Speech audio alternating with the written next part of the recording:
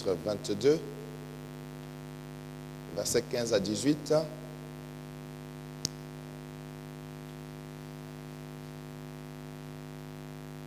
J'ai fait une série d'enseignements sur vaincre les malédictions, mais c'est un thème qui est tellement vaste que j'ai été amené à arrêter ça vendredi.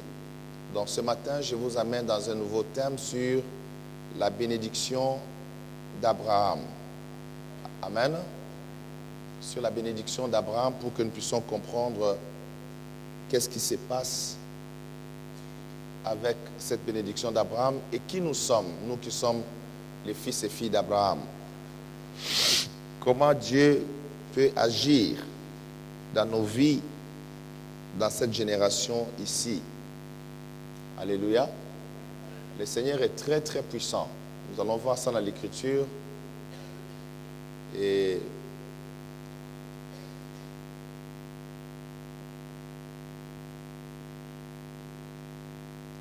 je sens dans mon esprit que le Seigneur va changer la vie de beaucoup de personnes. Alléluia. Les choses qui étaient presque impossibles vont devenir possibles devant Dieu. Alléluia. La main du Seigneur va faire de grandes choses et beaucoup vont être visités au moment où ils s'attendent le moins. Parce que Dieu est merveilleux, il est puissant et c'est lui qui va le faire. Alléluia. Praise the Lord.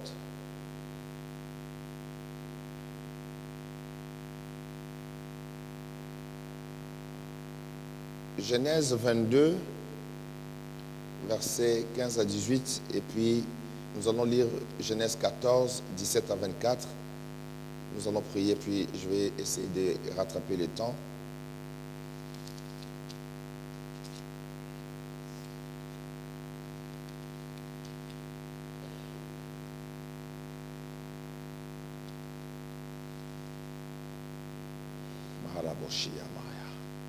La Bible dit ceci, verset 15.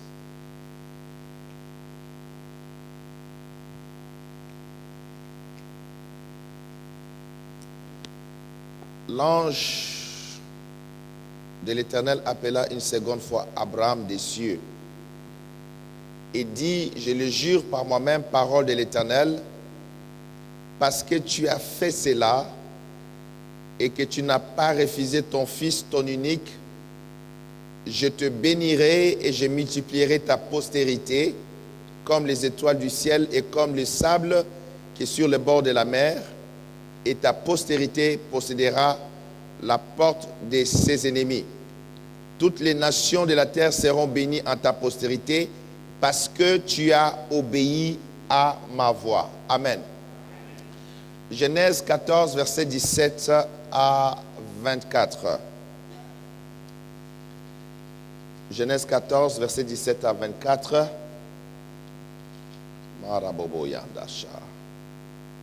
La Bible dit ceci.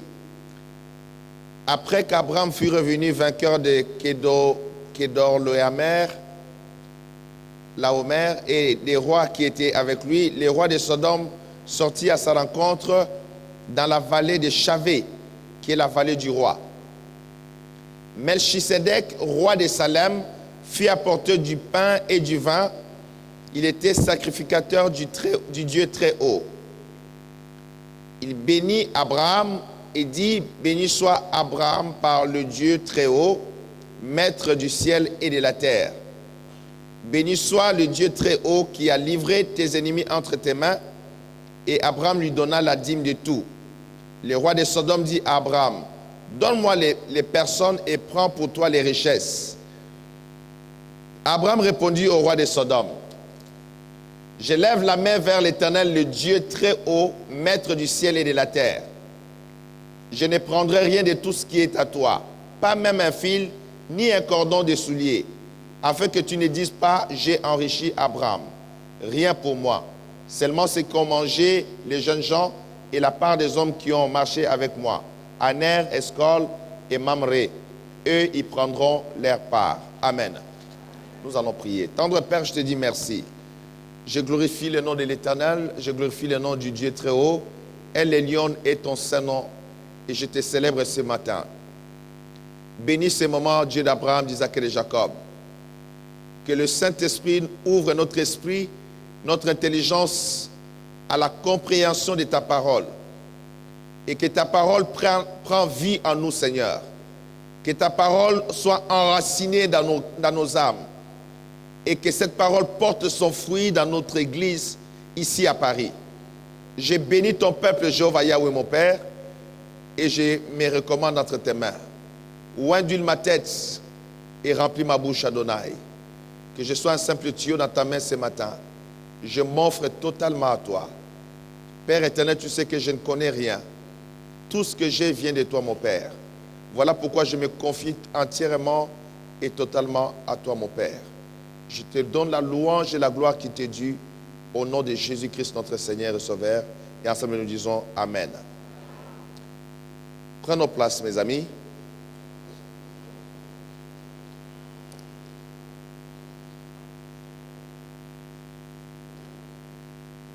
Dieu, c'est un grand Dieu, le Dieu Tout-Puissant. Et c'est Dieu de la Bible que nous sommes en train de... pour qui nous sommes en train de parler ce dimanche. Il a commencé une alliance extraordinaire avec Abraham, le patriarche. Abraham qui est notre père dans la foi. La Bible l'appelle le père de tous les croyants. Et j'avais abordé ça l'autre dimanche. Abraham a obéi à Dieu à un niveau extraordinaire.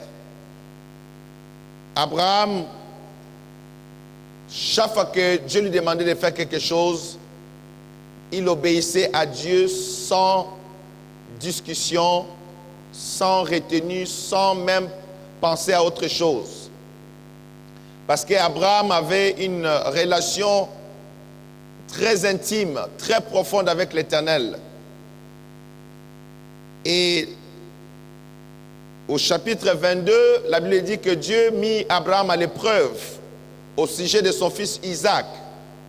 Dieu demanda à Abraham d'offrir Isaac en offrande d'holocauste. Et l'holocauste, c'est un sacrifice sévère, dans le sens que l'offrande qui est présentée sur l'autel doit être consumée totalement par le feu. Il ne restera que le cendre.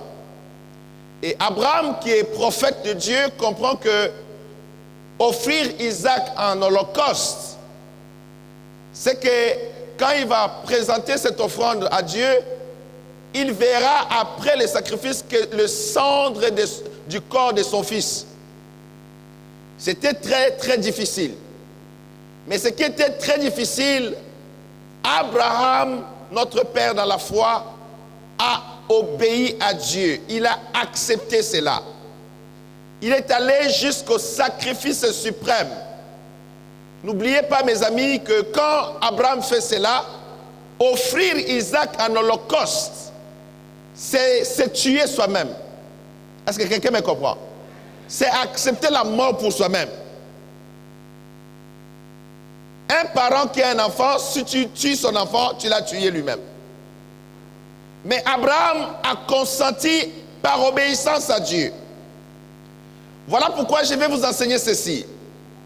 La bénédiction d'Abraham a un seul fondement. Et le fondement de la bénédiction d'Abraham, c'est l'obéissance totale à la voix de l'Éternel. Dites-moi amen. Un enfant de Dieu dans notre génération ne peut pas accéder à la bénédiction d'Abraham s'il n'obéit pas à la parole de l'Éternel, s'il n'obéit pas à la voix de Dieu. Le seul fondement de l'alliance que Dieu a fait avec Abraham, Dieu le répète dans le texte que nous avons vu ensemble. Dieu lui dit, parce que tu as fait cela, parce que tu as obéi à ma voix, je te bénirai. Quelqu'un dit un bon amen. Dieu a trouvé une cause pour bénir Abraham. Et la cause principale, c'est l'obéissance à la voix de l'Éternel. L'ange de l'Éternel appela Abraham une seconde fois en disant, Abraham, Abraham, je le jure par moi-même, parole de l'Éternel, parce que tu as fait cela et que tu n'as pas refusé ton fils, ton unique, je te bénirai et je multiplierai ta postérité comme les étoiles du ciel et comme les sables qui sont sur les bords de la mer, et ta postérité possédera la porte de ses ennemis. Toutes les nations de la terre seront bénies en ta postérité parce que tu as obéi à ma voix. La promesse avec le serment devient une alliance devant Dieu. J'avais expliqué ça l'autre fois. Alléluia. Amen, amen. Maintenant, entre Genèse 12, où Dieu a donné les 7 piliers des promesses de la bénédiction d'Abraham que nous avons vu dernièrement, et Genèse 22, que nous venons de lire, il y a Genèse 14.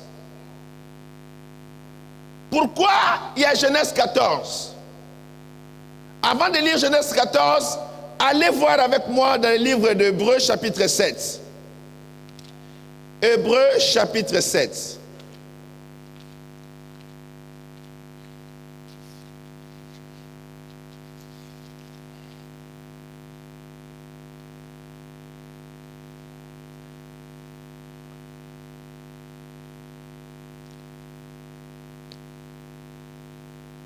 Hébreux chapitre 7, verset 6. Il est écrit ceci, et lui qui ne tirait pas de son origine, il leva la dîme sur Abraham et il bénit celui qui avait les promesses. Quelqu'un dit amen. Il bénit qui? Celui qui avait les promesses. Suivez attentivement ici là. La bénédiction d'Abraham est une bénédiction très puissante et très glorieuse. Cette bénédiction continue jusqu'aujourd'hui pendant que je vous parle. Ça a son effet jusqu'aujourd'hui dans la vie des enfants de Dieu qui comprennent le mystère de la parole de Dieu. Alors suivez-moi attentivement ici. Nous avons tous ici des promesses. Dieu nous a fait des promesses. Dieu m'a fait des promesses. Il y a des promesses dans ma vie que j'ai déjà vu la réalisation, mais d'autres, je n'ai pas encore vu leur réalisation, leur accomplissement. Je continue à croire et à espérer à l'accomplissement de ces promesses de Dieu. Mais dans la lignée de la bénédiction d'Abraham, il y a un principe important que je voulais vérifier avec vous. Regardez ici là. Melchisedec, que nous allons voir tout à l'heure, est celui qui s'est présenté devant Abraham et il leva la dîme sur Abraham. Il a pris la dîme de la main d'Abraham et la Bible continue en disant et il bénit celui qui avait les promesses. Suivez attentivement. Quand tu as des promesses dans ta vie, il est important à un moment donné de ton parcours que tu rencontres quelqu'un qui est supérieur dans la grâce de Dieu et que cette personne-là puisse te bénir. Dites-moi amen. Dites-moi amen. Dans Genèse 12, Dieu donne les 7 piliers de la bénédiction d'Abraham, qui sont des promesses. Dans Genèse 22, à cause de l'obéissance d'Abraham, Dieu fait de cette promesse une alliance. Mais avant d'arriver à la bénédiction de l'alliance, il était obligatoire que Abraham rencontre Melchisedec. Donne-moi Genèse chapitre 14, verset 17. On dit qu'après qu'Abraham fut revenu vainqueur de Kedorlaomer et des rois qui étaient avec lui, les rois de Sodome sortirent à sa rencontre dans la vallée de Chavé, qui est la vallée du roi. Prochain verset. On dit Melchisedec, roi de Salem, fit apporter du pain et du vin. Il était sacrificateur du Dieu très haut. Suivez ici attentivement. Ce Melchisedec, il est une préfiguration du Christ. Amen. D'autres l'appellent Christ carrément, mais je préfère dire qu'il est une préfiguration. C'est-à-dire, il est un type de Christ qui a existé dans l'Ancien Testament. Il est l'image de Jésus-Christ qui s'est présenté à notre père Abraham. Maintenant, quand il s'est présenté à Abraham, il a présenté à Abraham deux choses, le pain et du vin, qui sont les deux signes de l'alliance que nous avons en Jésus-Christ. Dites-moi amen. Le pain et le pain qui représente le corps du Christ, le vin qui représente le sang que Jésus va verser pour le salut de l'humanité. Et la Bible dit maintenant, il était sacrificateur du Dieu très haut. Ça veut dire qu'il était sacrificateur de El Elyon. Dites amen. El Elyon, c'est le Dieu très haut. Melchisedec était sacrificateur du Dieu très haut. Abraham, notre père, adorait le Dieu très haut, le Dieu El Elyon. Vous allez remarquer dans la Bible que El Elyon, c'est la révélation du grand Dieu suprême. Alléluia. El Elyon n'est pas n'importe qui. Son trône est au-dessus de tous les trônes. Oh, je croyais avoir un amen ce matin. Il est le Dieu suprême, le Dieu très haut, le Dieu élevé au-dessus de toutes choses. Melchisedec était sacrificateur du très haut. Et ce Melchisedec, on dit il est sans père, sans mère, sans généalogie, ni commencement de vie, ni fin de jour. Il a été rendu semblable à Christ. Alors, suivez attentivement. La bénédiction d'Abraham, c'est une bénédiction qui est déclenchée par El Elyon. Dites amen. C'est El Elyon, le Dieu très haut, qui est à l'origine de cette bénédiction. Tu dois connaître ce Dieu-là. Ce Dieu très haut, il est séparé de tous les pécheurs. Il n'est pas comme les idoles de la terre. Il n'est pas comme les bois, comme la pierre que les hommes ont taillée sur la terre. On l'appelle le Dieu très haut pour les séparer de tous les idoles, pour les séparer de tout ce qui se passe sur la terre parmi les hommes. Il est un Dieu mis à part. Il est un Dieu puissant, il est un Dieu glorieux. Quelqu'un dit amen. Prochain verset. Rapidement mon fils. La Bible dit maintenant que Melchisedec bénit Abraham. Pourquoi il va bénir Abraham? Nous avons vu ça dans Hébreux chapitre 7. Abraham avait des promesses de la part de Dieu depuis Genèse 12. Mais personne n'avait jamais béni Abraham. Suivez-moi ici attentivement. Suivez-moi s'il vous plaît. Abraham sortait d'une famille de malédiction. J'ai vu ça avec vous. Abraham était dans la malédiction, il était dans beaucoup de problèmes et personne n'avait jamais béni Abraham. Abraham a rencontré Dieu, Dieu lui a donné la promesse mais ne l'a pas encore béni. Je dis à quelqu'un ici là, c'est très important dans ta vie que quelqu'un puisse te bénir au nom de Jésus-Christ. Amen mes amis. Amen, amen, amen. Moi qui vous parle, j'ai eu des promesses, j'ai commencé à servir l'Éternel, à servir Dieu, mais personne ne m'avait jamais béni jusqu'à ce que j'ai rencontré un homme de Dieu. Il m'a béni et toutes les promesses dans ma vie se sont ouvertes, ont commencé à s'accomplir à la gloire de Dieu. Dites-moi amen. C'est très important, quand tu as des promesses de Dieu, de trouver un véritable oint de Dieu qui va te bénir. Il bénit Abraham et dit, regardez comment il bénit Abraham. Il dit, béni soit Abraham par le Dieu très haut, maître du ciel et de la terre. Béni soit Abraham par le Dieu très haut. C'est-à-dire, béni soit Abraham par El Elyon. Dis avec moi El Elyon. Dis très bien El Elyon.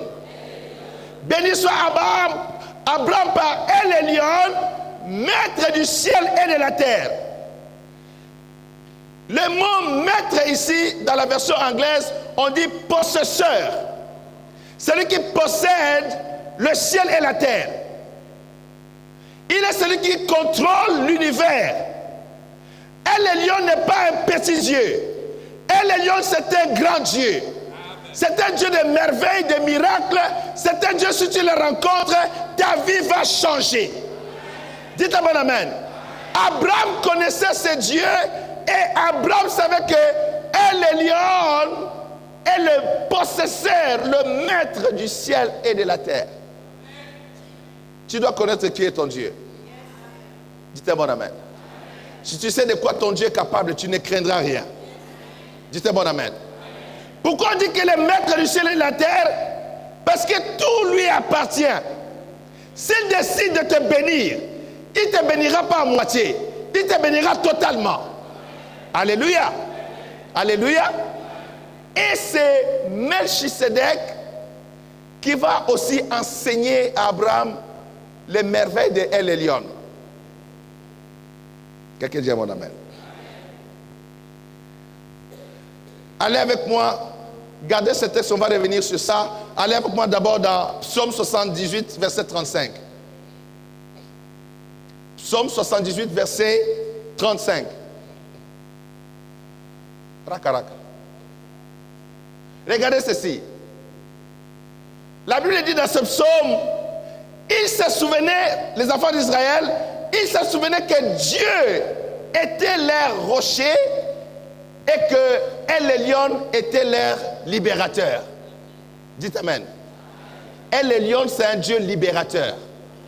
Voilà pourquoi, quand Abraham est allé en guerre contre 5 armées, et comme il était sous l'autorité de El Elyon lui a donné le pouvoir de vaincre ses ennemis, le pouvoir de gagner toutes ces armées qui étaient venues contre lui. Et El Elyon était leur libérateur, c'est lui qui libère le peuple, c'est lui qui libère les enfants de Dieu. Alléluia. Nous allons voir El Elyon pour que vous compreniez à la suite comment, avec quelle autorité Abraham a été béni. Amen. Amen. Si vous comprenez bien la parole, vous saurez comment agir et l'Éternel Dieu vous bénira. Mais si vous êtes dans l'ignorance, vous allez faire les choses qu'on va vous manipuler avec, et puis vous allez trouver comme si Dieu est menteur. Or, Dieu n'est pas menteur. Dieu est dans sa parole. Il faut connaître sa parole. Il faut connaître ses principes de la parole pour bien agir. Quelqu'un dit bon amen. Allez voir le psaume 83, verset 19.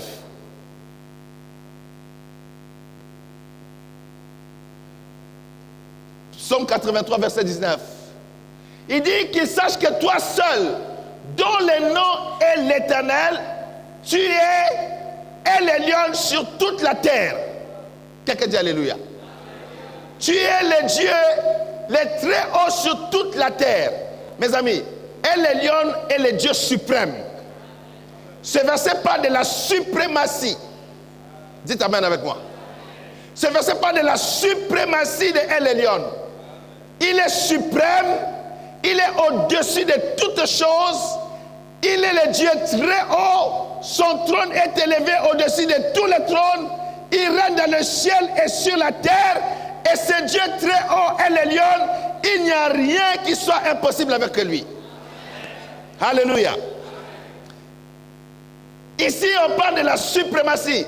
Tu es le très haut sur toute la terre. Ça dit que tu es le Dieu qui domine sur toute la terre. Le Dieu El Elyon, il est le Dieu glorieux. Alléluia. Voyez encore avec moi Psaume 91, verset 1.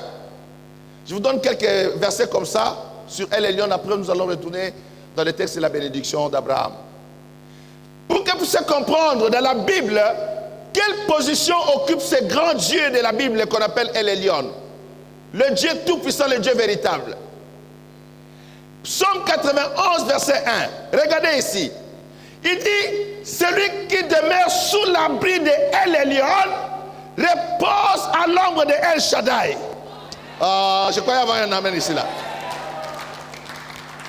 Alléluia. Celui qui demeure sous l'abri de El Elyon, il repose à l'ombre de El Shaddai. El Elyon ici, c'est le protecteur du peuple de Dieu. Quand les gens lisent ce psaume, ils ne savent pas qu'ils ont affaire avec El Elyon. C'est un Dieu puissant. Je suis en train de vous expliquer ces choses pour que vous compreniez que celui qu'Abraham a rencontré, regardez, Melchisedec, il est tellement grand. Melchisedec bénit Abraham par El Elyon. Dites amen, mes amis. El Elyon, il est le Dieu de la bénédiction. El Elyon, il est le Dieu suprême, le Dieu très haut. Il est le possesseur des cieux et de la terre. Il est le Dieu libérateur et il est le Dieu protecteur ici là. Alléluia. Il est le Dieu qui protège. Et si on présente les deux noms de Dieu en disant que celui qui demeure sous l'abri de El Elyon, alors il repose à l'ombre de El Shaddai. Dites-moi amen.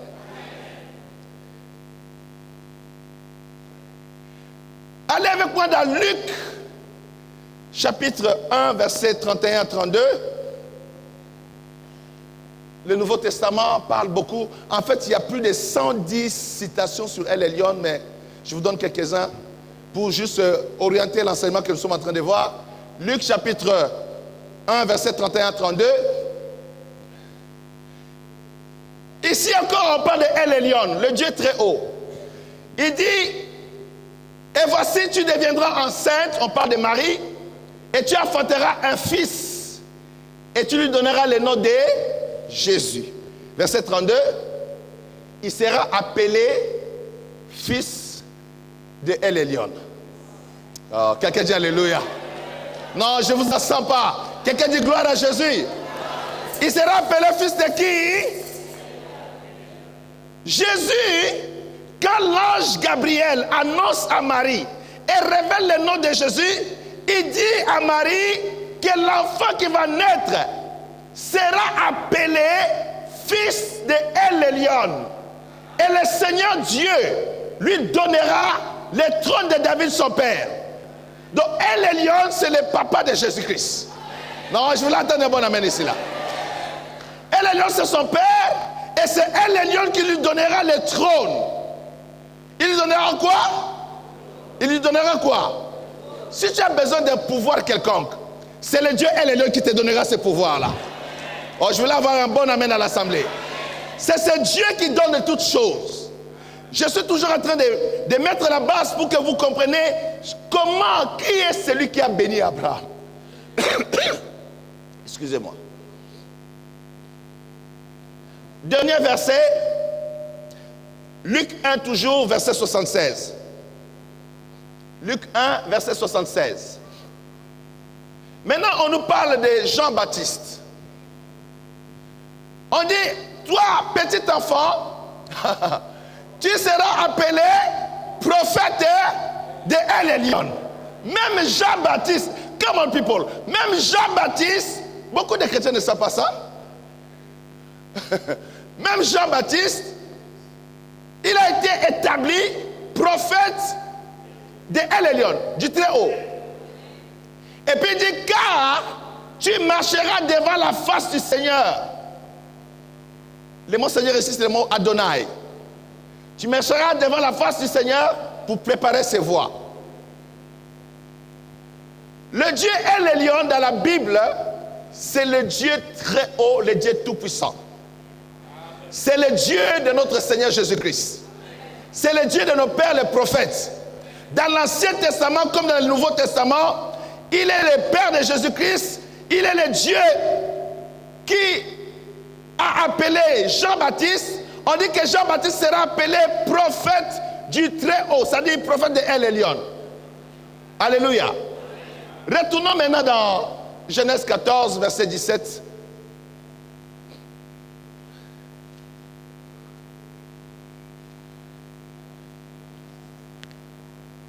Verset 18. On dit maintenant, Melchisedec, roi de Salem, fut apporteur du pain et du vin. Il était sacrificateur du Dieu très haut. Il était sacrificateur de El Elyon. Verset 19. Et Melchisedec bénit Abraham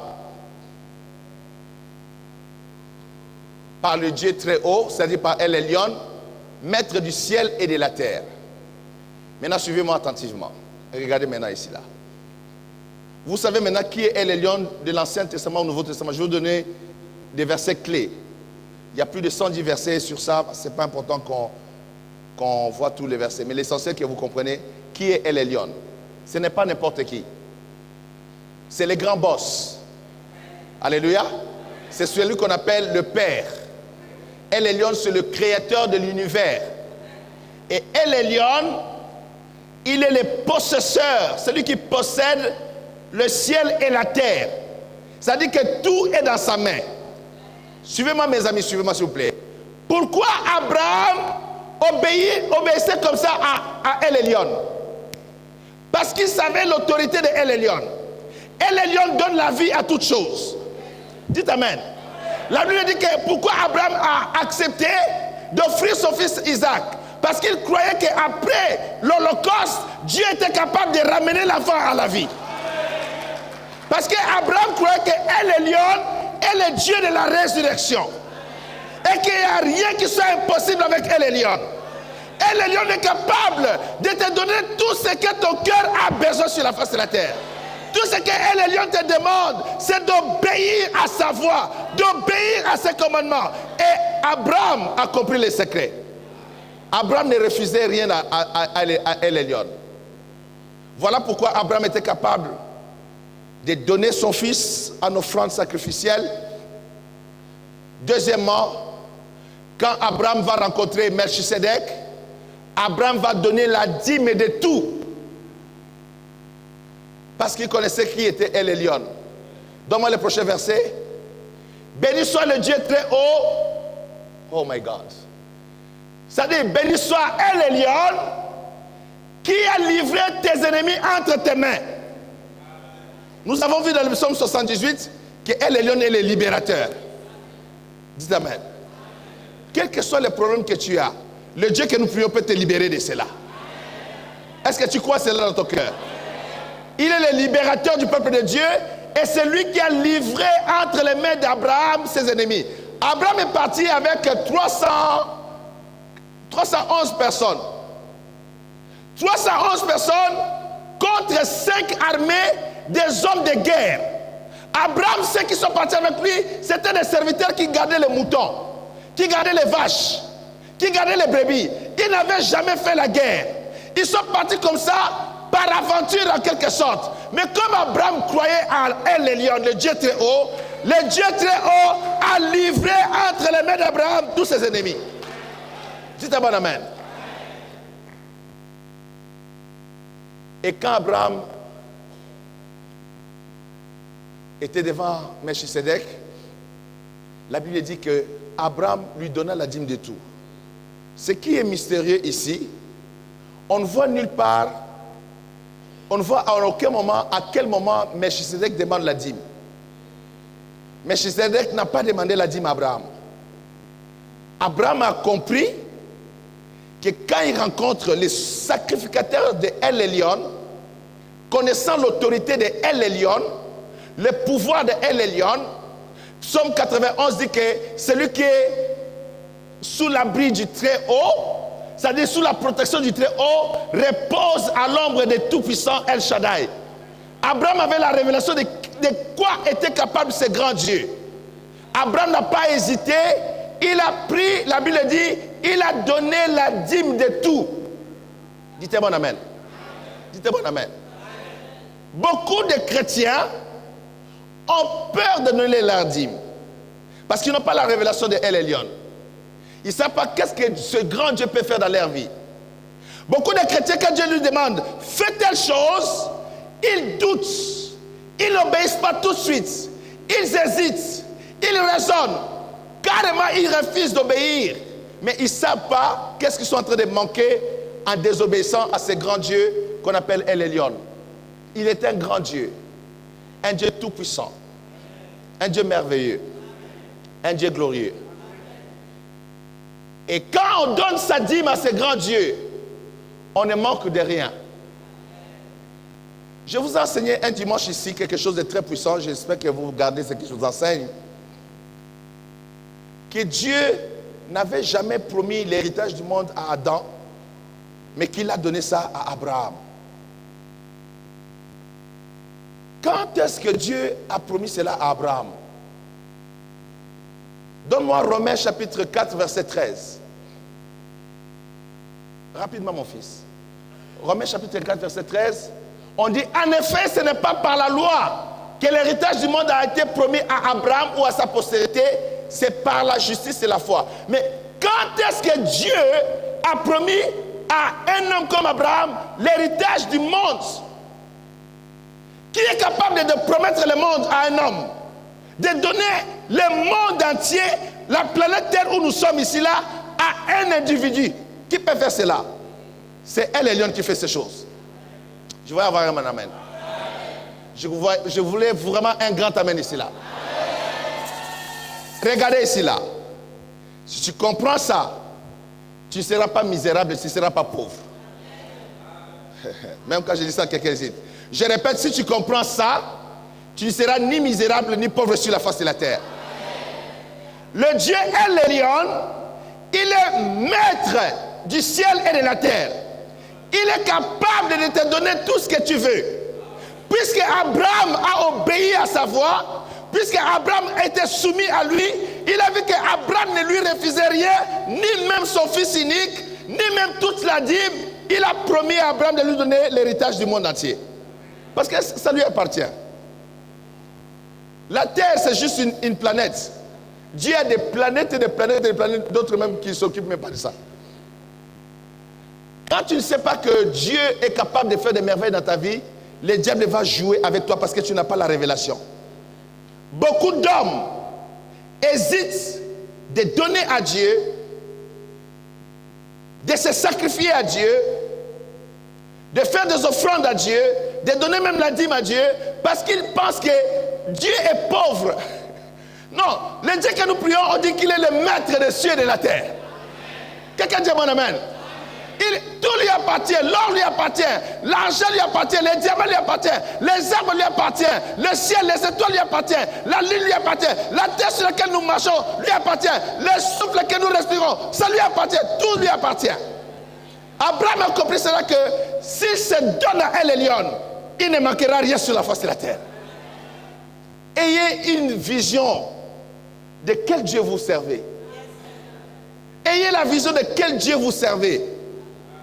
N'hésitez pas. Je disais à un de mes fils dans la semaine, n'aie jamais peur, mon fils, de donner à Dieu. La première fois que Dieu m'a demandé de donner 10 000 $ d'offrande, j'ai dit, mais Seigneur Dieu de grâce, je vais prendre ça où? Après j'ai réfléchi, je me suis dit, mais si Dieu me demande ça, c'est qu'il sait que je suis capable. Alléluia. Effectivement, je me suis rendu compte que j'étais capable. J'ai réuni l'argent en très peu de temps. J'ai fait cette offrande à Dieu. Après, il n'a pas arrêté. Il m'a demandé encore. J'ai cru, j'ai pris encore, j'ai donné. Après, il est allé vers ma femme. Il a dit à ma femme, fais ceci. Ma femme m'a dit encore. On a pris ensemble. On a présenté à Dieu. On a commencé à donner tout ce que Dieu nous demandait. On a commencé à croire à tout ce que Dieu nous demandait. On ne doutait pas, on n'hésitait pas. Mes amis, après cela, dis à ton voisin après cela. Après cela, la gloire de Dieu s'est manifestée dans notre vie. Alléluia. Parce que El Elyon est le Dieu capable d'agir puissamment dans ta vie au-delà de ce que tu peux penser ou imaginer. Oh, je voulais avoir des bons amens ce matin. Tu dois croire que ce Dieu est un grand Dieu puissant. Genèse 14, retourne à Genèse 14, verset 19. Il bénit Abraham et dit, béni soit Abraham par le Dieu très haut, maître du ciel et de la terre. Prochain verset. Béni soit le Dieu très haut qui a livré tes ennemis entre tes mains. Et Abraham lui donna la dîme de tout. Quelqu'un dit alléluia. Abraham lui donna la dîme de tout. Il est merveilleux ce Dieu. Il est très puissant. Il est capable de grandes choses dans ta vie. Alléluia. Suivez-moi. N'aie jamais peur. Quand Dieu te demande de faire quelque chose, n'aie jamais peur. Suivez l'exemple d'Abraham. Abraham n'a jamais eu peur quand Dieu lui a demandé un sacrifice quelconque. Il s'est soumis, il a obéi, il l'a fait et sa vie a changé. Je vous ai expliqué ici que Abraham, comme toi et moi, est sorti d'une famille très compliquée. Une famille de malédiction, une famille de pauvreté, une famille d'instabilité, une famille d'idolâtrie, de sorcellerie. Dans la famille d'Abraham, il y avait tout, l'idolâtrie, tous les problèmes que vous avez là. Vous croyez que vous êtes spécial? Oui, vous êtes spécial parce que vous ressemblez à Abraham, votre père. Alléluia. Mais le Dieu qui a libéré Abraham de ces choses-là, c'est le même Dieu qui va nous libérer de cela. Seulement c'est à nous d'avoir la même foi qu'Abraham, de croire que cela est possible. Quelqu'un dit bon amen. Dites encore amen. Libère-toi de la peur de donner à Dieu. Tu as peur que si tu donnes à Dieu ce que Dieu te demande, tu crois que tu vas mourir de faim. Tu ne mourras pas de faim. Je dis que tu ne mourras pas de faim. Si tu crois, tu verras que Dieu va agir au-delà du domaine où tu demandes. Dieu ira au-delà. Dieu rencontrera les autres besoins que tu n'as pas mentionnés dans ta prière et il répondra avec gloire à ces besoins-là. Dites un bon amen, mes amis. Mais la base de la bénédiction d'Abraham, c'est l'obéissance à Dieu. Alors, nous allons voir cela maintenant. Allez avec moi dans Deutéronome chapitre 10. Dans la bénédiction d'Abraham, qu'est-ce que Dieu demande? Parce que je suis en train d'enseigner. Deutéronome chapitre 10, verset 12 à 21. Deutéronome chapitre 10, verset 12 à 21. Nous allons voir qu'est-ce que Dieu demande. Après, nous allons voir qu'est-ce que Dieu va faire dans cette alliance de bénédiction. Amen. Amen, mes amis. Alors, suivez d'abord ici, là. Qu'est-ce que l'Éternel demande? Qu'est-ce que El Elyon demande? Qu'est-ce que El Shaddai demande? Qu'est-ce que Elohim demande? Qu'est-ce que le Dieu de la Bible, le Dieu des prophètes, qu'est-ce qu'il demande à ses enfants? Tout le monde vient me voir, pasteur, ça ne va pas.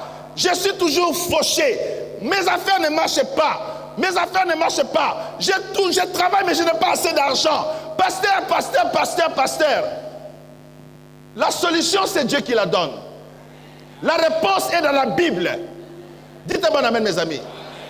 Tous les problèmes que tu as sous le soleil ici, là, Dieu peut résoudre ça dans toutes ces dimensions de Dieu.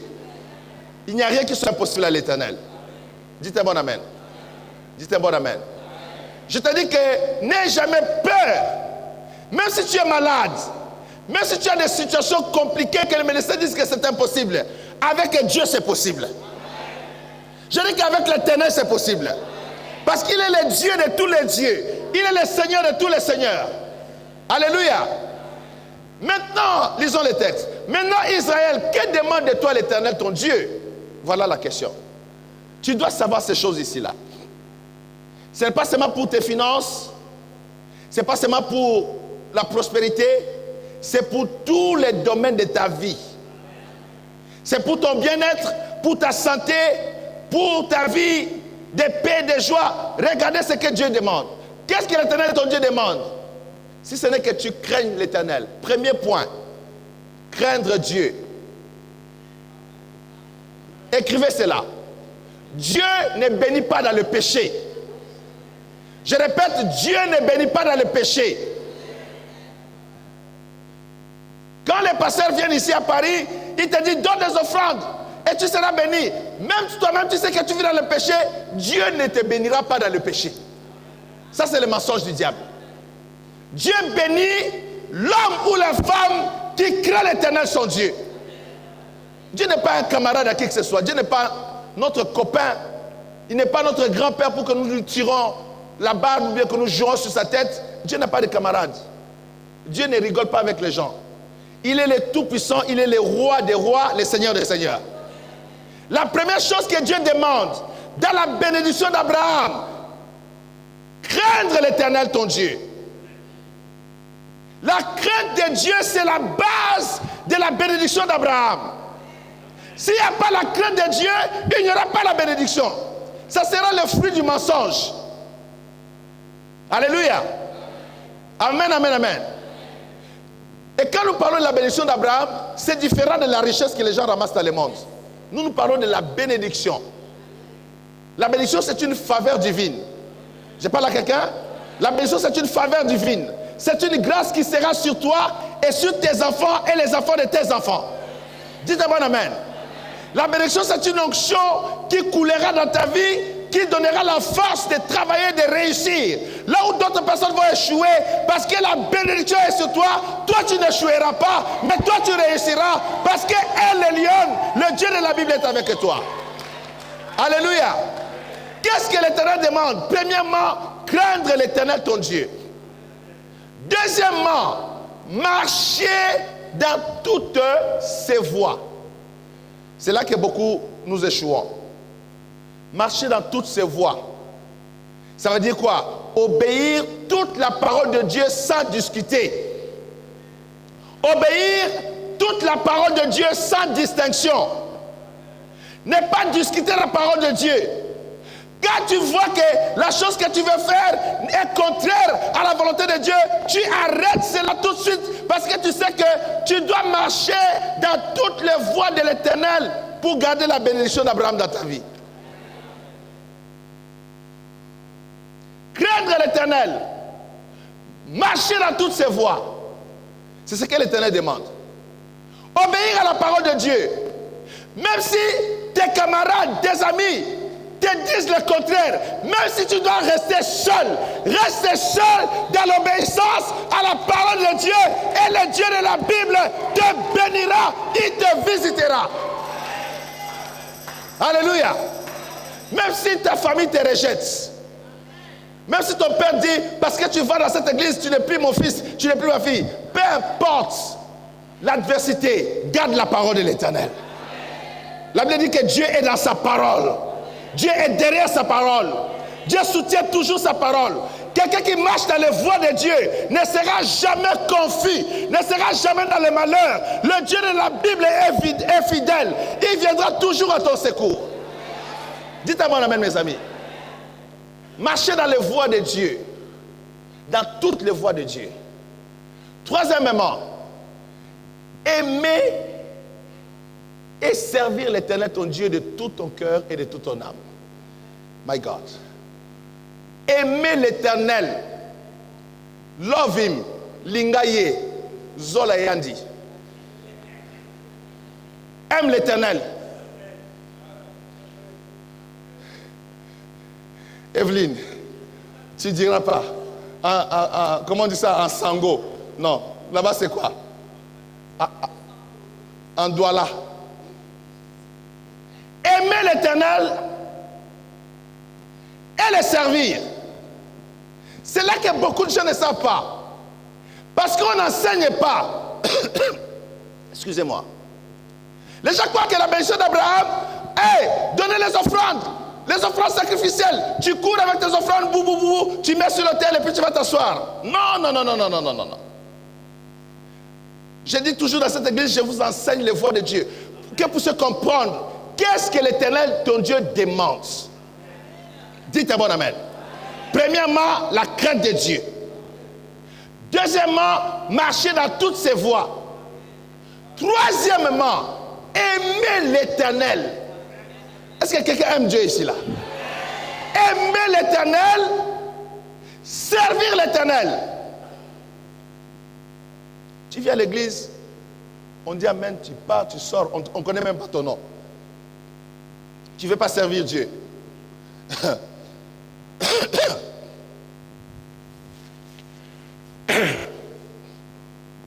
Ceux qui servent l'Éternel,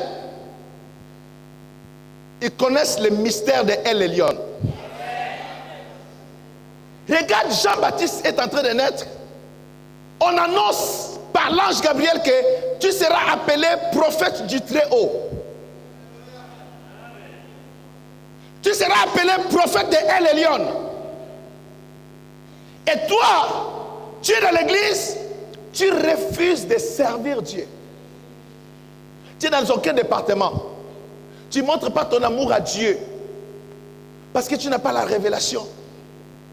Tu crois que les gens qui servent à l'église, ils servent les pasteurs. Quelle ignorance. Qui t'a induit en erreur comme ça là? Qui t'a trompé? L'église, c'est la maison de Dieu. C'est l'église qui est la famille de Jésus-Christ. C'est le lieu du rassemblement des adorateurs de Jéhovah, Yahweh et le lion de Dieu des cieux. Alléluia. Aimer l'Éternel, servir l'Éternel, et ne pas n'importe comment, de tout ton cœur et de toute ton âme. Pas servir Dieu en boudant.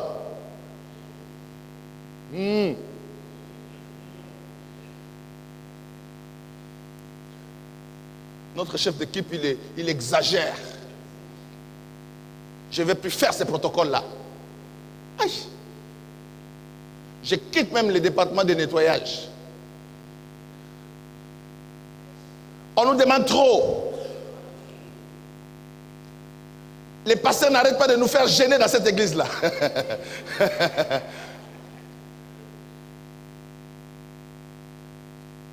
La bénédiction d'Abraham a des fondements. Le fondement, c'est l'obéissance à la voix de Dieu. La crainte de Dieu, c'est-à-dire la vie de la sanctification, la vie de l'obéissance à Dieu, marcher dans toutes les voies de Dieu, c'est-à-dire obéir à la parole de l'Éternel. Et troisièmement,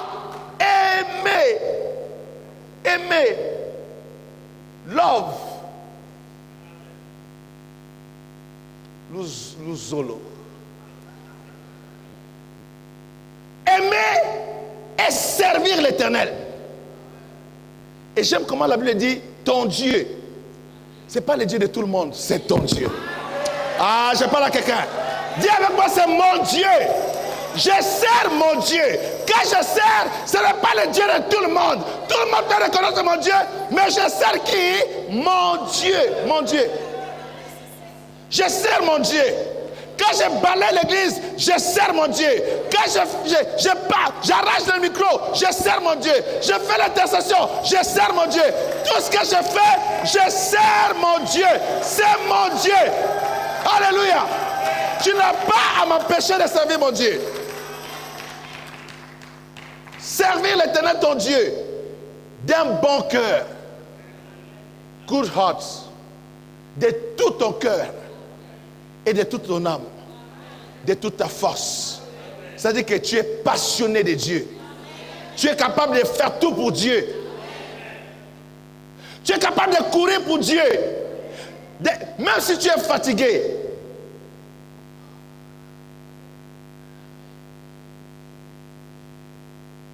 Vous n'avez aucune idée dans quelles conditions nous avons servi l'Éternel. Vous n'avez aucune idée dans quelles conditions nous avons dormi à des endroits que des fois on a honte de dire parce qu'on a dormi là-bas juste pour servir Dieu. Tu es en jeûne, tu finis les jeûnes, mais tu n'as rien à manger après. Bon, c'est pas grave quoi, tu continues les jeûnes. Jusqu'à ce que la nourriture va arriver. Parce que tu aimes ton Dieu. Parce que tu aimes ton Dieu. Tu finis les jeûnes, la sœur qui vous sert à manger, tu sens que dans son cœur, elle a boudé en préparant la nourriture. Mais tu as tellement faim, tu dois manger quand même.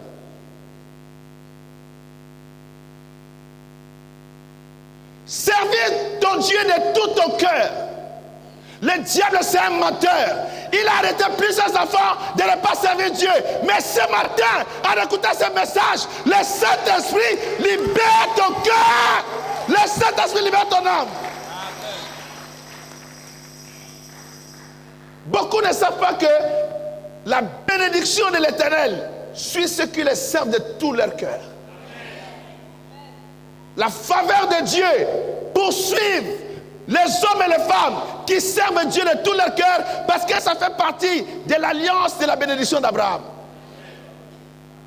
Tu viens, tu regardes tout le monde comme ça là. Toi, tu ne fais rien quoi.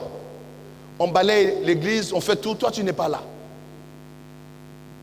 On essaie même de mettre les fleurs, tu n'es même pas là. On va à l'évangélisation, tu n'es pas là. À l'intercession, tu n'es pas là. On dit, papa, fais même les protocoles pour nous à l'église, tu n'es même pas là. Mais tu vas être béni. Mais Dieu regarde, Dieu me dit, mais est-ce qu'il a rempli le contrat de la bénédiction? Je parle à quelqu'un ici là. Est-ce qu'il a rempli le contrat de la bénédiction d'Abraham? Je dis souvent, hein, c'est très facile de donner l'offrande devant là. Easy, easy. Va servir. On va te bousculer en servant. Tu vas changer les humeurs 4 fois. Mais le Saint-Esprit va te dire, reste là. Continue à servir. Alléluia. C'est dans ce sacrifice-là que Dieu va voir que non, elle mérite qu'elle soit bénie. Je parle à quelqu'un. Il mérite d'être béni. On l'a bousculé à gauche, on l'a bousculé à droite, on l'a même découragée, mais elle est restée debout, persévérante. Elle a foncé jusqu'au bout. Laisse qu'elle soit bénie au nom de l'Éternel. Alléluia. Donne-moi le prochain verset. Si ce n'est que tu observes les commandements de l'Éternel et ses lois que je te prescris aujourd'hui, afin que tu sois heureux. Regarde ce que Dieu demande. C'est faisable. La Bible dit que les commandements de Dieu ne sont pas difficiles. C'est à la portée de tous les hommes de le faire. Il dit, si ce n'est que tu observes les commandements de l'Éternel et ces lois que je te prescris aujourd'hui, afin que tu sois heureux. Le but des commandements de Dieu, c'est que nous soyons heureux. Que nous puissions avoir accès au bonheur. Craindre Dieu. Suivre ses voies. Observer sa parole. L'aimer. Il y a beaucoup de chrétiens qui sont en conflit avec Dieu. Un jour, je reçois un pasteur à Toronto. Et il est chez moi à la maison. Il dort dans l'autre chambre. On se réveille le matin pour prier. Et il me dit, Jacques, je suis fâché contre Dieu. Je dis, mais comment tu es fâché contre Dieu?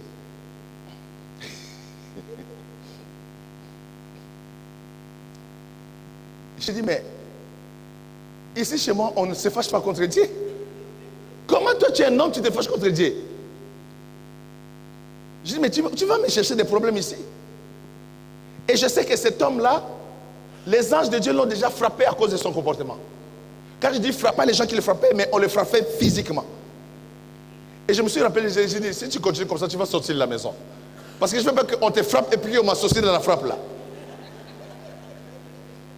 Comment tu peux te fâcher contre Dieu? Et il y a beaucoup de chrétiens, malheureusement, qui sont fâchés contre Dieu. C'est une erreur. Dieu, c'est notre papa. Dieu, c'est notre roi. C'est notre Seigneur. Nous devons l'aimer. Même s'il nous corrige, même s'il est dur avec nous, nous devons continuer à aimer Dieu parce qu'il est Dieu miséricordieux, compatissant, lent à la colère, mais riche en bonté. À la fin, Dieu montrera son amour. Tout ce que Dieu demande, c'est d'obéir à sa voix. D'obéir à ses commandements. It's easy, c'est facile de courir avec son offrande en disant que bon, j'ai donné mon offrande, Dieu va me bénir. Non, non, non, non, non, non. C'est ce qu'on a enseigné aux gens ici. Donnez, bon, paie ça. Donnez, donnez, donnez, comme ça Dieu va te bénir. Mais on n'a pas enseigné qu'est-ce que l'Éternel demande. Alléluia. Qu'est-ce que Dieu lui-même demande avant de bénir, avant que tu rentres dans l'alliance d'Abraham? Qu'est-ce que Dieu demande? Primo, la crainte de Dieu, l'obéissance à la parole de Dieu, d'aimer l'Éternel, de servir l'Éternel ton Dieu, d'observer toutes ses voies, garder sa parole. De garder sa parole.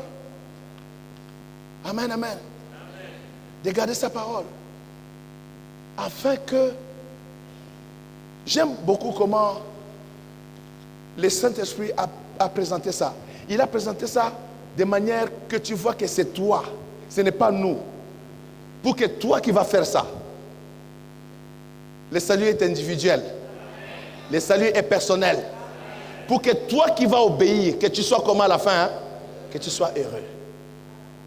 Dites Amen. Si toute l'église parole et grâce que nous sommes, nous faisons ceci, mes amis, les gens vont croire qu'on a touché aux choses ici là. Parce que la bénédiction va être en désordre dans tous les sens ici. Ah, je parle à quelqu'un ici là. Alléluia. Parce que la gloire de Dieu va éclater, la bénédiction de Dieu va germer dans... Même si tu ne peux pas te bénir, ça va te bénir quand même. Parce que tu crains Dieu. Tu gardes sa parole.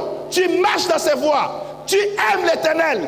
Tu le sers de tout ton cœur, de toute ton âme. Moyonange, l'âme à l'intérieur aime Dieu. Ton âme. Ton âme. Ton âme. Ton âme, mes amis, ton âme aime Dieu et ton âme sert Dieu. Quand ton âme sert Dieu, personne ne peut t'appeler au téléphone. Tu vas venir à quelle heure? Telle chose a commencé. Toute ton équipe est là. Parce que ton âme sert Dieu. Tu seras là. Pas pour les hommes, mais pour l'Éternel ton Dieu. Alléluia. Tu feras cela pour l'Éternel ton Dieu. Et c'est là, mes amis, ce sont des principes comme ça. Quand tu le comprends, vous le mettez en pratique dans l'église, vous allez voir. Les gens se demandent, comment les églises nigériennes, comment les États-Unis, comment ils font, comment ils sont trop bénis comme ça. Parce qu'ils se sont basés sur la parole, pas sur les émotions. Ils sont enseignés. L'église n'est pas assise sur des prédications seulement, mais l'église est fondée sur l'enseignement de la parole. Les enfants de Dieu lisent la parole, comprennent les Écritures. Ils comprennent, ils ont l'occasion de mettre ça en pratique. Et je vous dis en tant qu'homme de Dieu dans cette salle, même les malédictions de vos parents, de vos ancêtres, fuiront tous ça dans vos vies à cause de cette parole que vous écoutez. Dites un bon amen. Dites encore un bon amen. Quand le pasteur sera fatigué pour faire ta délivrance, la parole à laquelle tu as cru te délivrera de tout mal. La Bible déclare, vous connaîtrez la vérité et la vérité vous affranchira. Elle vous rendra libre au nom de Jésus de Nazareth. Alléluia. My God. Allez avec moi dans Lévitique 26. Nous avons vu ce que Dieu demande. Maintenant, nous allons voir ce que Dieu va faire. Qu'est-ce que Dieu va faire maintenant? Prenez les notes. J'aime ceux qui sont en train de prendre les notes. Si tu ne peux pas prendre les notes, enregistre. Si tu ne peux pas enregistrer, vois le frère Narcisse ou bien va voir sur Casarema. Lévitique 26, versets 1 à 12. Qu'est-ce que l'Éternel va faire maintenant dans le cadre de l'alliance de la bénédiction d'Abraham? Amen. Amen, mes amis. J'enseigne ces choses dans la foi que tous ici, on sera bénis au nom de Jésus-Christ. Il commence en disant, vous ne vous ferez point d'idole, vous ne vous élèverez ni image taillée, ni statue, et vous ne placerez dans votre pays aucune pierre ornée de figures pour vous prosterner devant elle quand je suis l'Éternel votre Dieu. L'idolâtrie, c'est l'abomination de l'Éternel, nous avons vu ça l'autre fois. Ne soyez jamais idolâtres. Je parle de l'idolâtrie des statues, l'idolâtrie des pierres ornées, l'idolâtrie des images et l'idolâtrie des pasteurs. L'idolâtrie des bishops. N'adore pas ton pasteur, c'est juste un instrument de Dieu. N'adore pas un homme de Dieu, même s'il crache le feu, il fait marcher les paralytiques. Ne te prosterne pas devant un homme. Prosterne-toi devant l'Éternel ton Dieu. Et dans ton cœur, la révérence de l'Éternel. Quelqu'un dit bon amen. Ne t'agenouille pas devant les hommes pour une raison quelconque. Je vois ça très courant. Les gens se prosternent, ils se couchent devant des hommes. Je parle la tête et le ventre par terre devant un homme. Ne fais pas cette abomination-là. Même si c'est quelqu'un qui ouvre les yeux des aveugles, il fait marcher les paralytiques, ne fais pas cela. Il y a un grand Dieu qui t'a créé. Son nom c'est El Elyon ce matin. Dites un bon amen, mes amis. Ne sois pas dans l'idolâtrie, dans quelque forme que ce soit. Dieu déteste cela. Donne-moi le prochain verset à cause du temps. Il dit, vous observerez mes sabbats et vous révérerez mon sanctuaire, je suis l'Éternel. Jésus-Christ nous a libérés des sabbats parce qu'il est maître des sabbats pour nous. Amen. Mais la révérence du sanctuaire, le respect du sanctuaire, c'est-à-dire le lieu où nous prions là. Vous voyez comment c'est propre, c'est honorable pour Dieu. On n'a pas balayé cet endroit pour moi, parce que moi je suis votre frère. On a balayé ça pour que ça soit propre pour l'Éternel notre Dieu. Que je sois là ou pas là, que tu sois là ou pas là, le lieu où on adore Dieu doit être un endroit propre et mis à part pour la gloire de l'Éternel. Dites bon amen, mes amis. Si vous suivez mes lois, si vous gardez mes commandements et les mettez en pratique suivant, suivez maintenant, ça commence ici là. Qu'est-ce que Dieu va commencer à faire quand vous rentrez dans la bénédiction d'Abraham? Premièrement, je vous enverrai des pluies en leur saison, la terre donnera ses produits et les arbres des champs donneront leurs fruits. Suivez ici, je vais vous expliquer parce que je sais que vous n'avez pas compris. Vous avez lu mais vous ne comprenez pas qu'est-ce qu'il y a derrière ça. Regardez ceci. Quand la bénédiction d'Abraham arrive et que Dieu commence à agir dans votre vie, la première chose que Dieu va faire, Dieu va ouvrir les cieux. Vous allez commencer à vivre à ciel ouvert. Le ciel ne sera pas fermé sur votre vie. Quand on dit qu'il enverra la pluie, il veut simplement dire que le ciel restera ouvert et la bénédiction tombera du ciel sur la terre. Dites un bon amen, come on.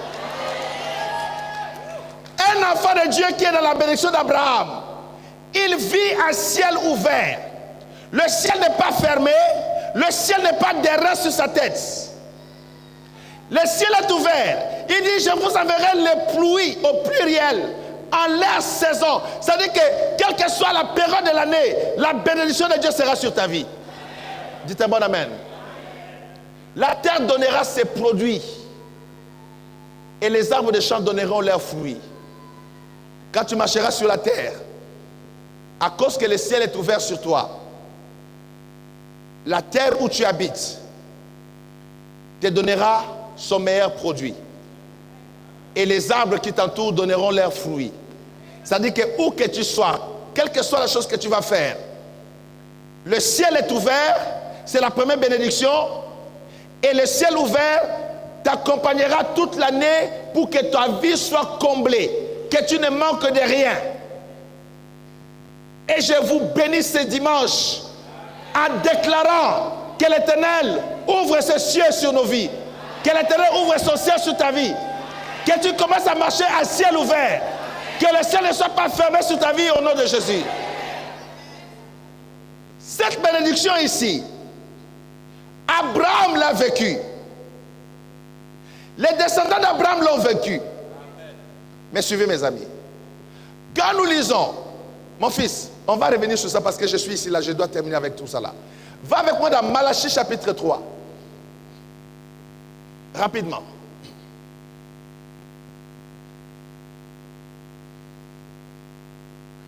À partir du verset 9. Verset 10. Regardez ceci. Dieu dit, suivez attentivement. Dieu dit, apportez à la maison du trésor toutes les dîmes, afin qu'il y ait de la nourriture dans ma maison. Mettez-moi de la sorte à la preuve, dit l'Éternel des armées, et vous verrez si je n'ouvre pas pour vous les écluses des cieux, si je ne répands pas sur vous la bénédiction en abondance. Alors, suivez ici là, suivez. Je suis en train de vous enseigner, pas pour moi, mais pour votre vie. Suivez-moi. D'Abraham, le peuple vit à ciel ouvert. Les cieux sont ouverts sur votre vie. À telle enseigne que la terre produit son fruit, les arbres produisent leurs fruits. Maintenant, dans cette bénédiction d'Abraham, notre père Abraham a donné sa dîme. C'est ce qui a permis que le ciel reste aussi ouvert dans sa vie. Quelqu'un qui ne donne pas sa dîme à Dieu, je vous dis en tant que serviteur de Dieu, le ciel sera fermé. Ce n'est pas la blague. Un enfant de Dieu doit vivre à ciel ouvert. Quand nous donnons nos dîmes, nous gardons aussi, entre autres, le ciel ouvert sur nos vies. Je parle à quelqu'un ici là. Je parle à quelqu'un. Dites un amen sérieux. Si tu veux vivre la bénédiction d'Abraham réellement et que tu vives la réalité de ciel ouvert, regarde. Dieu dit, et vous verrez si je n'ouvre pas pour vous les écluses des cieux. Alors, le ciel là, elle est lionne et maître du ciel et de là. Si elle est lionne ferme le ciel, qui va ouvrir pour toi? Aucun prophète de la terre ne l'ouvrira. Tu dois obéir, marcher dans l'obéissance à sa parole. Tu dois te soumettre à elle, les lionnes, et faire sa volonté. Et quand tu obéis, et que tu es libéré, tu es affranchi des problèmes de donner la dîme, de donner les offrandes à Dieu, tu es libéré de toutes ces choses-là, tu comprendras que tu vivras toujours à ciel ouvert. Tu ne manqueras jamais de rien dans ta vie. Quel qu'est l'endroit où tu seras, Dieu pourvoira à tes besoins surnaturellement. Dieu prendra soin de toi, tu ne manqueras, tu ne gémiras pas. Tu ne gémiras pas. Parce que Dieu a dit, et vous verrez, si je n'ouvre pas pour vous les écluses des cieux, si je ne répands pas sur vous la bénédiction en abondance. Et Dieu, il bénit ses enfants de cieux. Et nous les recevons sur la terre. Dites Amen. La bénédiction vient d'en haut et ça touche nos vies sur la terre. Une autre manière de garder le ciel ouvert, c'est à partir de ces dîmes et de ces offrandes. Pourquoi? Tu obéis simplement à la parole de Dieu. Et Dieu fait le miracle qui reste. Retourne avec moi dans Lévitique 26. Rapidement parce qu'il me reste très peu de temps. Mon temps en fait est terminé. Il dit, je vous enverrai des pluies à leur saison, la terre donnera ses produits et les arbres des champs donneront leurs fruits. Ciel ouvert. Quand Dieu commence à agir dans ta vie, le ciel est ouvert. Tu ne te bats plus. Tu ne te bats plus. Les choses sont comme sous les roulettes. Tu sens qu'il y a une faveur de Dieu qui t'accompagne dans tout ce que tu fais. Pourquoi le ciel est ouvert? Prochain verset rapidement. Il dit, à peine aurez-vous battu le blé que vous toucherez à la vendange, et la vendange atteindra les semailles, vous mangerez votre pain à satiété et vous habiterez en sécurité dans votre pays. Dites bon amen. Dieu vous donnera la satisfaction. Vous mangez à satiété. Combien de gens travaillent, ne sont jamais satisfaits de leur travail? Ils mangent le pain de la douleur. Quand tu pars au travail, tu rentres en pleurant. Tu as envie de changer le travail, mais tu es conditionné parce que tu sais que si tu ne travailles pas, tu ne pourras pas payer ton loyer à la fin du mois. Tu es malheureux dans ton cœur, dans ton âme. Mais quand tu marches avec l'Éternel, ton Dieu, tu gardes la voix de Dieu. Le ciel est ouvert sur toi. Regarde ce que Dieu va faire. Il dit, à peine aurez-vous battu le blé que vous toucherez à la vendange. La vendange atteindra les semailles. Vous mangerez votre pain avec satisfaction. Et vous habiterez en sécurité. Qui donne la sécurité? C'est l'Éternel qui donne la sécurité. Ce n'est pas ton grand-père qui t'a dit, passe entre mes jambes et sors de l'autre côté. Parce que je vais te protéger. Comment un commun des mortels va protéger un autre homme? Moi, je ne crois pas cela. Le président Reagan des États-Unis, avec les gardes-corps le plus sophistiqués du monde, on l'a abattu. On l'a frappé. Le président Kennedy, il a été abattu, entouré des gardes du corps, de tous les services de sécurité. Hein? Le président égyptien, Sadat, avec tous les corps de sécurité, formés par les Américains. Vous savez, les Américains financent en termes de milliards de dollars la sécurité de l'armée israélienne, égyptienne. Malgré cela, on l'a abattu, tombé par terre. Prochain verset. Dieu dit ceci, suivez attentivement. Je mettrai la paix dans le pays. Quelqu'un dit bon amen. Dieu mettra la paix dans ta vie et dans ta maison au nom de Jésus-Christ. Dans la bénédiction d'Abraham, il y a la paix de l'Éternel qui arrive. Il y a la sécurité de Dieu. La bénédiction d'Abraham, ce n'est pas seulement une question de finances. C'est aussi une question de sécurité. C'est aussi une question de la paix. Oh, dites-moi bon amen à la parole. Je mettrai la paix dans le pays et personne ne troublera votre sommeil. Les maris de nuit ne vont plus troubler votre sommeil. Les femmes de nuit ne vont plus trouver votre sommeil. ton grand-père, Tatan Kentou, la tante qui est au village ne viendra pas troubler ton sommeil. Les sorciers de ta famille ne troubleront pas ton sommeil. Parce que l'Éternel gardera ton âme. Le Bible dit que celui qui garde Israël, il ne sommeille ni ne dort. Il sera ton Dieu. Il sera ton avant-garde et ton arrière-garde. Il mettra la paix dans ta maison. Alléluia. Et les anges de Dieu te protégeront. On dit que, et même, voyez comment Dieu veille, même ton sommeil. Même ton sommeil. La grippe m'a beaucoup dérangé, mais j'ai bien dormi. Alors ça, je peux vous dire, j'ai bien dormi. J'ai dormi jusqu'au matin. Et quand je me suis réveillé, j'ai dit, ok, c'est pas grave, mais j'ai bien dormi. Ça va partir avec les médicaments. Amen. Alléluia. Regarde, la bénédiction d'Abraham, je mettrai la paix dans le pays et personne ne troublera votre sommeil. Je ferai disparaître du pays les bêtes féroces et l'épée ne passera point dans votre pays. Tu vois toujours des éléphants la nuit. Tu vois toujours les serpents noirs. Les léopards de ton grand-père, ils viennent toujours te visiter dans le sommeil. Non, quand tu vas marcher avec Dieu, tu ne verras plus ces bêtes féroces. Je ne t'embête pas. Je te dis la vérité. Moi qui te parle, je combattais seulement les léopards dans mes sommeils. Je me battais toujours avec les léopards. Quand je dormais la nuit, je me battais avec les léopards. Ils barraient mon chemin. C'était des animaux féroces. Je disais, mais Seigneur, qu'est-ce que j'ai fait? Et je me suis rendu compte que c'est le totem du village de mes parents. Les chefs coutumiers de ma famille, ils se transforment en léopards. Ils portent la peau de léopard sur leurs épaules. Ils portent le chapeau de léopard. Et personne n'est réussi. Personne ne peut relever la tête. Quand vous lisez ces choses, ce n'est pas par hasard que je dis ces choses que je vous amène ici. Quand la bénédiction d'Abraham arrive, Dieu te délivre des espèces de ces bêtes qui combattent votre vie au nom de Jésus-Christ. Quelqu'un dit bon amen. Ces esprits des animaux qui vous combattent jour et nuit vont cesser, vont arrêter. Leur mission va s'arrêter au nom de Jésus à cause de la bénédiction d'Abraham dans votre vie. Quelqu'un dit bon amen. Les boas qui ont bloqué toutes les familles, les démons des serpents qui ont bloqué toutes les familles vont s'arrêter. Les esprits des lions chez nous au Cameroun, les boas dans les hôtels, ça va s'arrêter au nom de Jésus-Christ de Nazareth. Alléluia mes amis.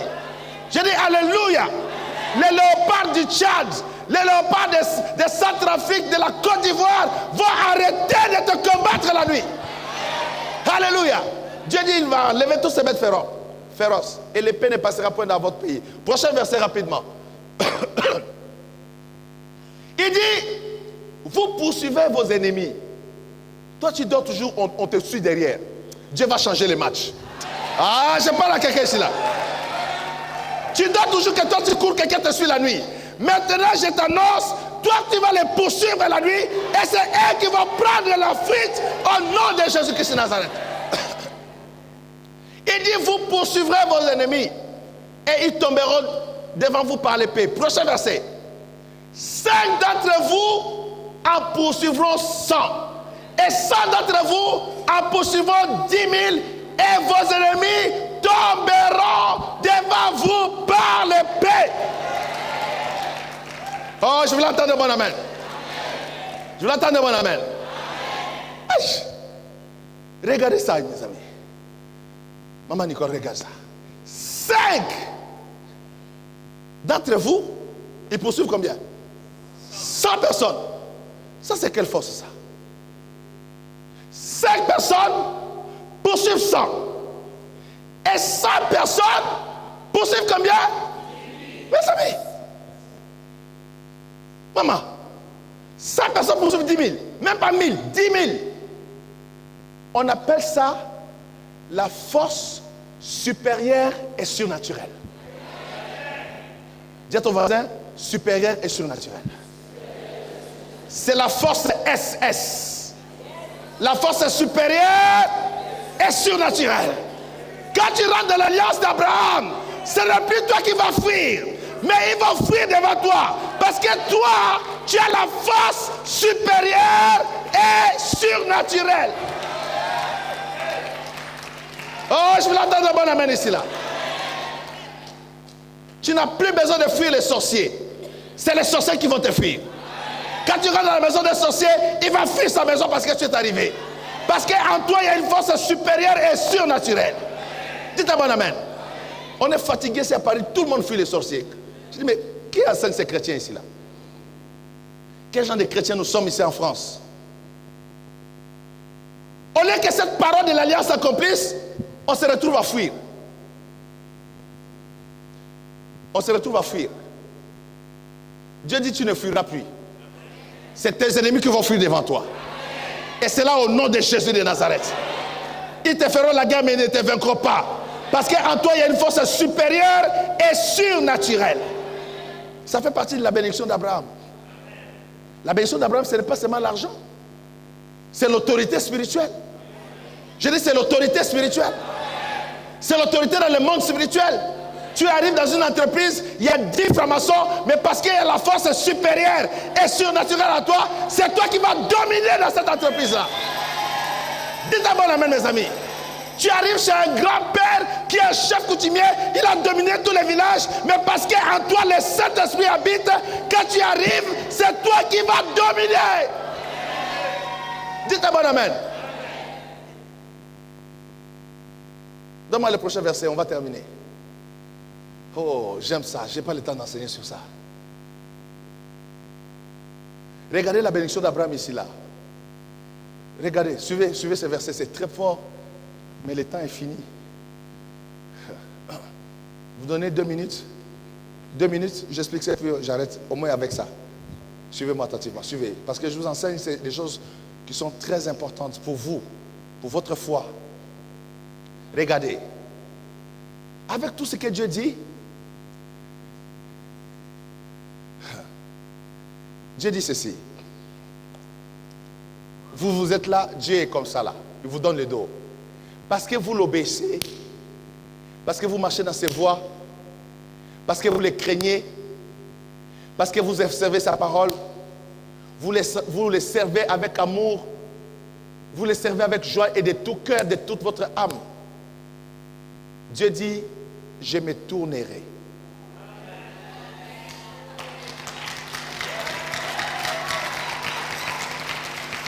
Alléluia. Il était comme ça. Qu'est-ce qu'il dit? Je me tournerai. Suivez la puissance de ça. Dieu dit à Moïse, voici comment tu béniras les fils d'Israël. Tu leur diras que l'Éternel te bénisse, que l'Éternel tourne sa face vers toi. Oh mes amis, que Dieu tourne sa face dans ta vie maintenant. Que l'Éternel tourne sa face vers toi. Que l'Éternel tourne sa face vers toi. Qu'il tourne sa face vers toi. C'est la bénédiction de Dieu. Si Dieu cache sa face, ce n'est pas la bénédiction. Mais quand Dieu tourne sa face, c'est la bénédiction qui arrive. Que Dieu tourne sa face sur parole de grâce au nom de Jésus-Christ de Nazareth. Regarde ce qu'il dit dans la bénédiction d'Abraham. Qu'il tourne, je me tournerai vers vous, je vous rendrai fécond. Je vous multiplierai et je maintiendrai mon alliance avec vous. Mes amis, regarde-moi. Une fois, je suis rentré dans une église ici à Paris, il y a très très longtemps, peut-être il y a 15 ans passés. J'ai fait un service dans cette église-là, 3 jours de séminaire, je suis parti. Les femmes de cette église-là sont tombées enceintes en désordre. Ils ont commencé à appeler les enfants là qui naissaient à gauche à droite, les enfants de Pasteur Jacques. J'ai dit, non, ce n'est pas moi. C'est que pendant le séminaire, Dieu a tourné ses regards à cet endroit-là. Faites attention. Quand Dieu tourne les regards, tout ce qui était sec dans ta vie est fécondé à ce moment-là.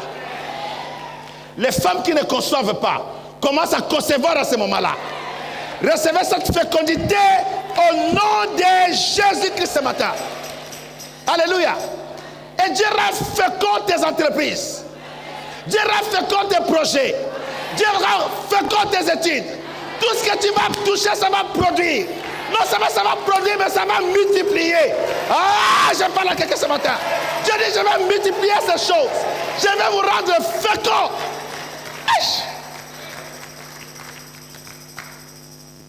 Tu as commencé avec un café. Dieu dit, mais un café pourquoi? Dieu te donne 10 cafés à la filée. Tu commences à chercher les employés en désordre parce que les regards de l'Éternel se sont tournés vers toi. Et Dieu commence à te rendre fécond. Là, tu es échoué. La grâce de Dieu est sur toi. Tu commences à réussir. Tu as commencé à vendre 2 beignets. Tu te retrouves avec une boulangerie de beignets. Je parle à quelqu'un ce matin-là. À cause de la bénédiction d'Abraham. À cause de la faveur de Dieu. Korabashandaya. Korarabaya. Rasonto montokoraya. Koramantaya. Pendant que je suis en train de parler de ces choses, que tout ce qui est stérile dans votre vie reçoive la fécondité au nom de Jésus-Christ. Au nom de Jésus-Christ. Reçois la vie. Que tout ce qui était sec reçoit la vie. Que tout ce qui était droit et sec reçoit la vie. Que tout ce qui ne multipliait pas commence à multiplier au nom de Jésus-Christ de Nazareth.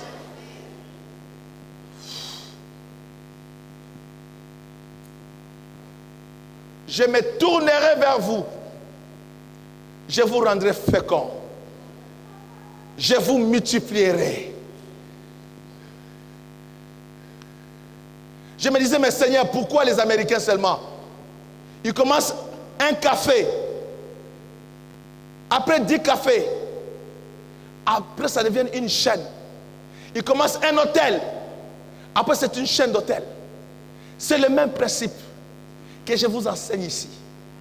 Si vous comprenez que vous mettez en pratique la parole de Dieu, personne ne se plaindra ici là.